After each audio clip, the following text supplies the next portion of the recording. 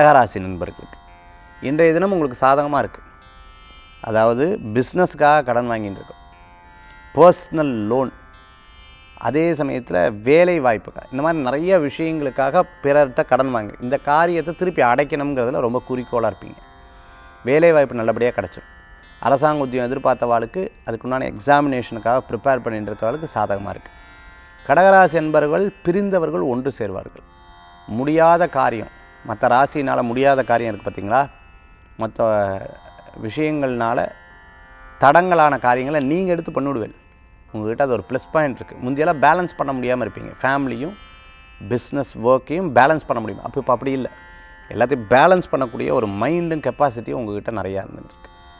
Cellphone தண்ணியில் விழுகிறது, ரொம்ப உங்களோட காஸ்ட்லியான பொருட்களை டப்புன்னு இழக்கிறது, இந்த மாதிரி விஷயம் இருக்குது. ரொம்ப கேர்ஃபுல்லாக இருக்குது.